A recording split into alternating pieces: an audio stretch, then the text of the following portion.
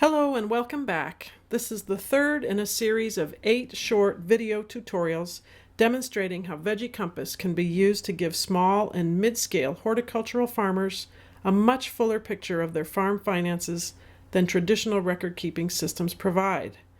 Whether you actually decide to use Veggie Compass yourself is not as important as learning the concepts this tool allows us to demonstrate.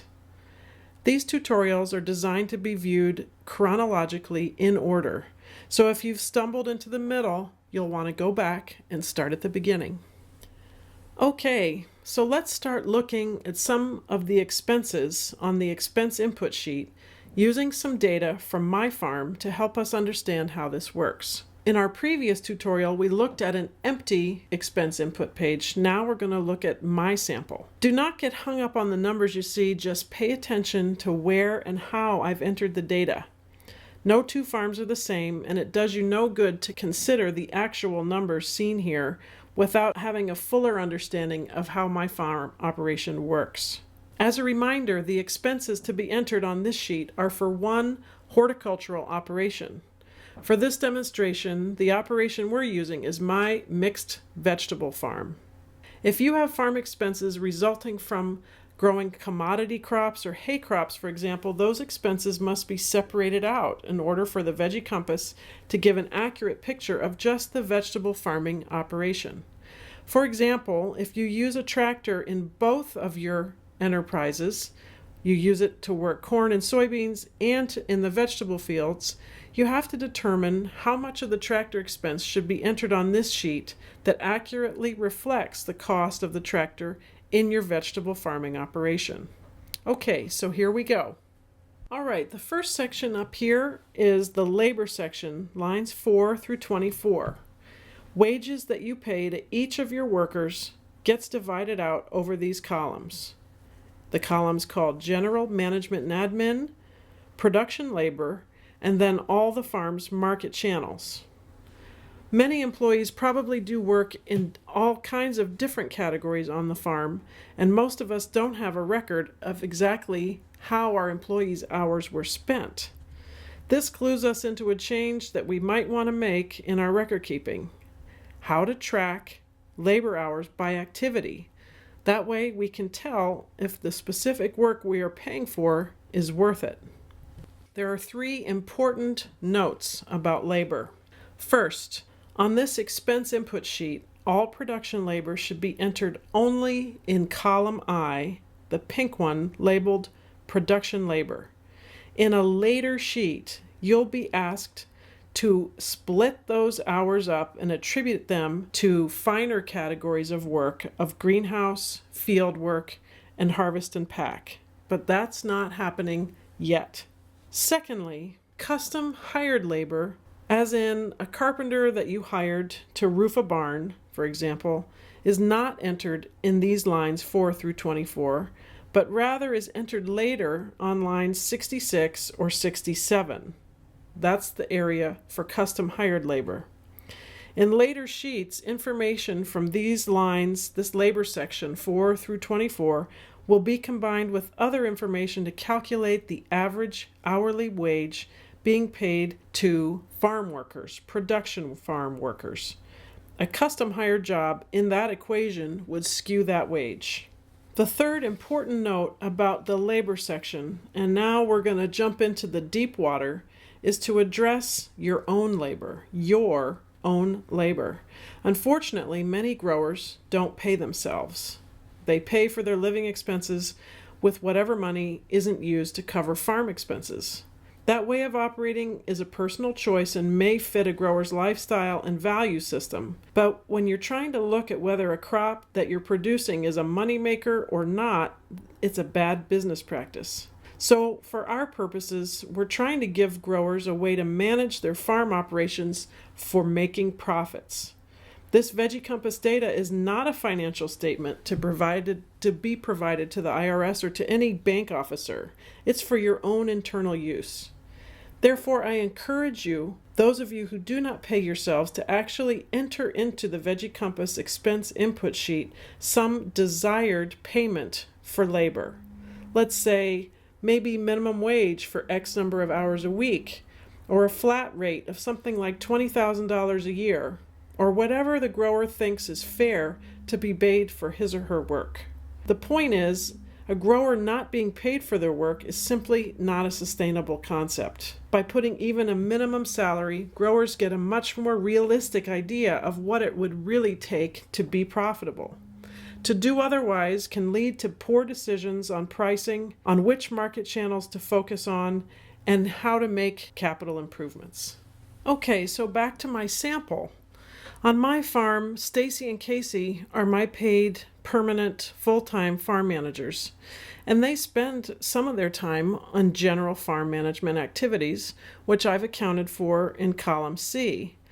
But of course, they also spend time actually doing production farm work, growing and harvesting, and they spend time marketing, going to farmers markets, running the wholesale operation, working at the roadside stand.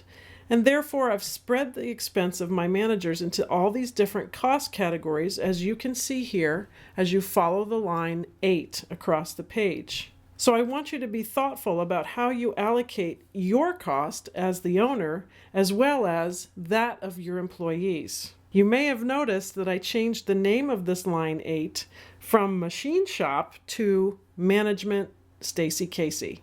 I did this with my own version of Veggie Compass because it helps make more sense for me.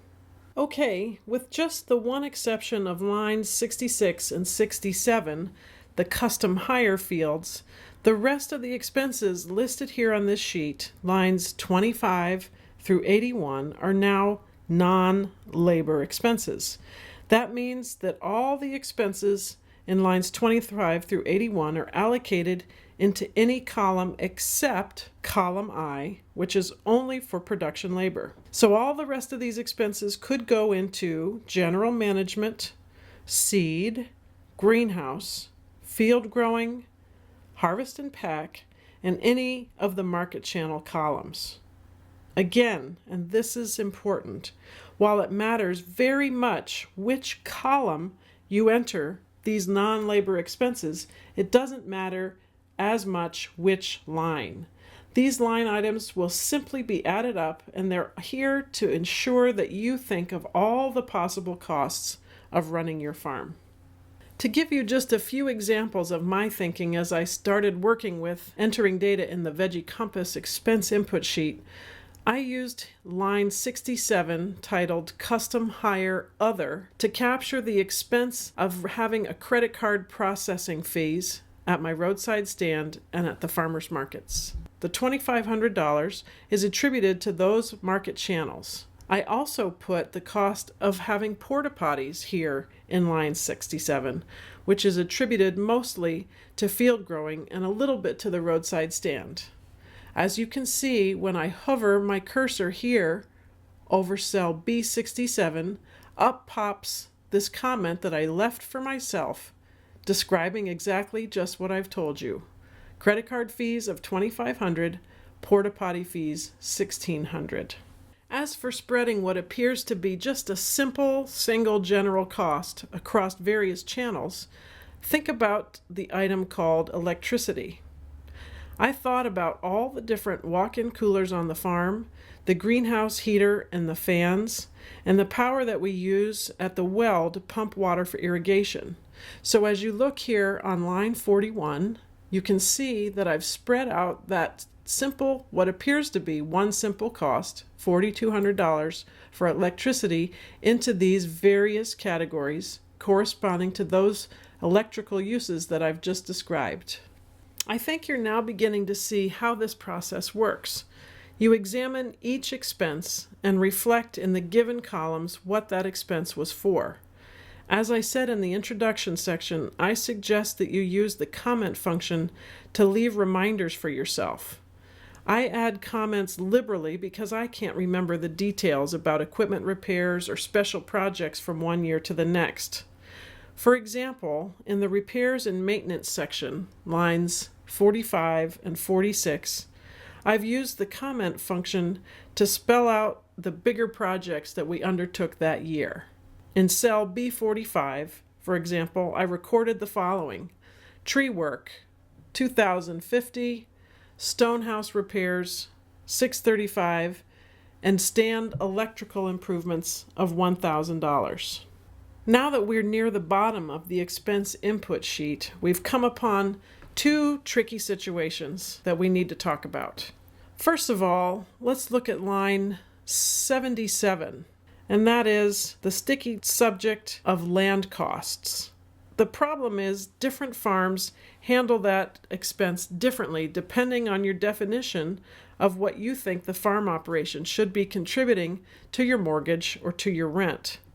I suggest that you figure out a percentage of your mortgage or rent that reflects the assets that the farm is using to run its business. The cost of a grower's house is not normally considered a farm expense. It's a living expense, and that should come out of a person's salary.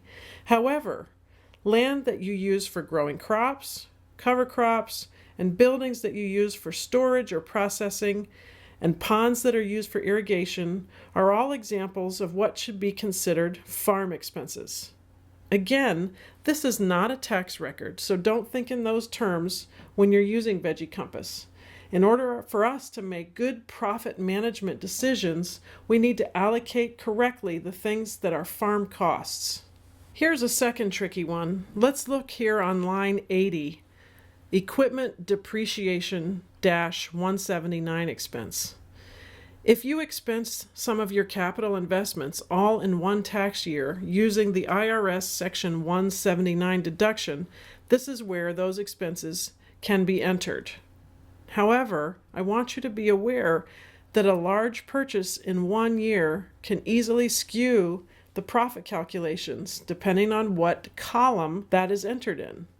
Since Veggie Compass is a tool that's designed to help you manage profits, not an IRS reporting form, even if you've chosen to use a 179 expense deduction on your IRS filing, you may consider in this expense input sheet depreciating large expenses on line 81, especially if you're not expecting a similarly large expense in subsequent years. Because I expect to make large expenses every year, I do utilize this line 80, but I make myself a note so that I can look back and see how this might have influenced the profitability of any particular market channel. For instance, a new market truck could make it look like I really lost money at my farmer's market channel. But if I look and see that $20,000 expense, a one-time expense, was because of that truck purchase, I won't panic. The last two lines on the expense input sheet, lines 82 and 83, are the totals for each of the columns, and they're automatically calculated by the Veggie Compass system. I suspect this might be the first time you've ever conceived of the separate costs of each of your market channels, or of each of your production activities. This is the first of many opportunities to examine your farm business in a new way. In the next section, we'll talk about sales. See you soon.